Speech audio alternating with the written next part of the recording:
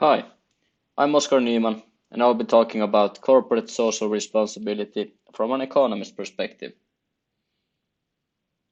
So, the questions to cover regarding CSR in this mini lecture are: what are the key elements of sustainable development and how well being can be improved through an ecosystem approach? The second one is why economic perspective, which emphasizes profit maximization and shareholder importance, is also crucial while talking about corporate responsibility. The third one is explain how corporations can integrate responsibility in their operations and what are the different ways of doing that. So, the concept of sustainable development has an important role in business and resource conservation as a result of the worsening of environmental conditions in many parts of the world. And the key elements towards this greater human utility, greater efficiency of resource use, and balance with the environment can be divided into three parts. The first one is social, the second one is economic, and the third one is environmental. So the first one for the social, it's the social sustainability has regard to social interactions, relationships, behavior patterns, and values of humanity, which are in accordance with the requirements for efficiency and optimality, quality of life, and labor standards. And this social development can be seen as a promotion of education, training, and public support for the environment, protecting and promoting human health, fight against poverty, and, for example, demographic threatening sustainable development. The second one, economic, and it's of the sustainable development where the desire to produce a maximum flow of income in terms of rational use. And that is basically the resource efficiency, particularly of scarce resources. And the third, which is environmental, and that's that the truly sustainable environmental environment would maintain overall functionality over an extended period of time. And all of these aforementioned elements should be taken into consideration when thinking of sustainable development. And by following these three components, some environmental issues and concerns regarding our ecosystem can be solved. And as for the second part of the first question was how the well-being can be improved through an ecosystem approach. Let's first define the ecosystem and the ecosystem approach. And the ecosystem can be defined as a spatially explicit unit of the Earth that includes all of the organisms along with all components of the abiotic environment within its boundaries. And the ecosystem approach can also be defined as a strategy for the integrated management of land, water, and living resources that promotes conservation and sustainable use in an equitable way. And as we can see that the changes in ecosystem services influence all components of human well-being, which is there on the right side of the figure. And this includes the basic material needs for good life, health, good social relations, security, and freedom of choice and action. And yeah, from the figure on the right, we can see that the economic approach does have an enormous impact on improving human well-being for the various constituents. And that is, for example, being able to be free from avoidable diseases, being able to live in an environmental clean and safe place, being able to have clean air and etc. And as the relationship between these ecosystems and the human well-being is connected by the access to manufactured human and social capital, we can see that the importance of corporate responsibility is also important because it enhances the society and the environment rather than harming it or contributing negatively to it. And next, when we go to the second question and start discussing about the corporate social responsibility, let's set up some definitions. And the corporate social responsibility is the responsibility among firms to pursue goals in addition to profit maximization and responsibility among a firm's stakeholders to hold the firm accountable for its actions. And to put this in other words, The CSR is the actions on the part of the firm that signal their willingness to advance goals of identified stakeholders groups, such as employees, suppliers, the local community, non-governmental organizations, or broader objectives. So they go beyond compliance with respect to existing rules or regulations. And from an economist point of view, an optimal level of investment in this corporate social responsibility is determined through a standard cost and benefit analysis of social responsibility under three scenarios.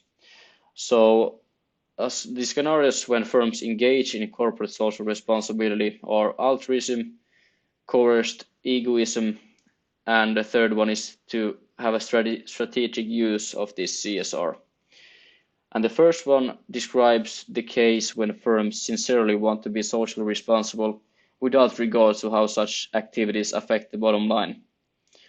And the second one is when the firms act in a socially responsible way only when they are compelled by regulation. And the third one is when the managers pursue their own moral path or when it's coerced into making such investments as a strategic component. And in this third one, both the society and firms are better off. And based on this, companies should be taking actions to social responsibility because they would then be anticipating a benefit, which then might include reputation improvements, ability to charge premium for the output they produce, or to use this corporate social responsibility to recruit and retain high quality workers. And these additional benefits must of course be balanced against the higher cost associated with CSR, since it's not free and additional resources must be allocated to allow the firm to achieve this CSR status. So this is like the cost benefit analysis which should be taken into account. And as the second question, we could answer this by this taxonomy matrix, because economists clearly define that the corporate social responsibility from an economic perspective, and this comprehensive taxonomy connects formal disparative approaches to the subject. This taxonomy is like insight from behavioral economics and game theory, which enhances this understanding of strategic interactions between these stakeholders and then the firm on this CSR participation mechanism. And as this can be seen from this 2x2 matrix regarding the use of CSR and taking the CSR as strategic action. And when looking at this matrix, we can see that on the left side of the matrix we have the stakeholders, and then on the top of the matrix we have shareholders. And by beginning from the right, we can see the classical preferences, and those are based on the thoughts of the highly praised Milton Friedman, who proposed that the only responsibility of business is to maximize profits. So if the shareholders or stakeholders have these classical preferences, then they want only that the firm focus on the core of the business and profit maximization. So there's no need or no time for corporate social responsibility. And this is also like the preference of monetary option. However, this Friedman's conclusion is a bit simplistic, or this monetary preference is a bit simplistic, because CSR can form a part of an optimal firm strategy, and therefore we come to these social preferences, which is the second or the other option. And these constituents with social preferences care about social or environmental performance, and they may be willing to trade these monetary profits for this corporate social responsibility, or even incur net losses by using their firm ownership as a do-good corporate channel, an alternative to direct donations. So whether the stakeholders or shareholders hold preferences of social or classical terms, this defines how the firm engages in corporate social responsibility and also in the profit making. For example, if the stakeholders and shareholders are of classical preferences, then they do not engage in corporate social responsibility, and profit maximization is, of course, their main goal. If the shareholders, that is the company, are of classical preferences, but the stakeholders, that is customers, are not, then the firm engages in strategic corporate social responsibility, and the pursuit of corporate social responsibility should not be at the expense of profits. And in the top left, where both parties are with social preferences, they tend to have mixed effects on profits, which means that because markets usually reward for such ethical and social behavior in a positive manner, so shareholders and stakeholders care about the social or environmental performance. So when they are willing to trade monetary profits for CSR, and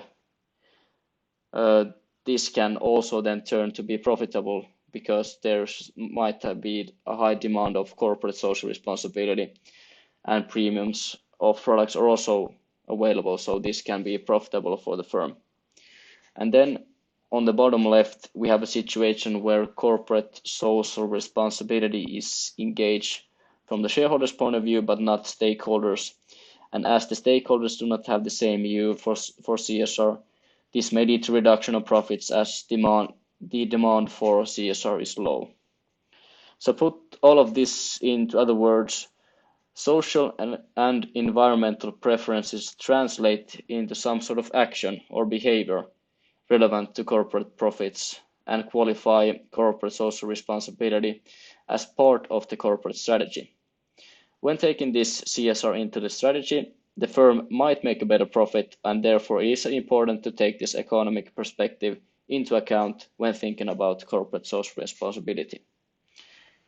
And now when we turn into the third question, which is about how corporations can integrate responsibility in their operations and what are the different ways of doing that.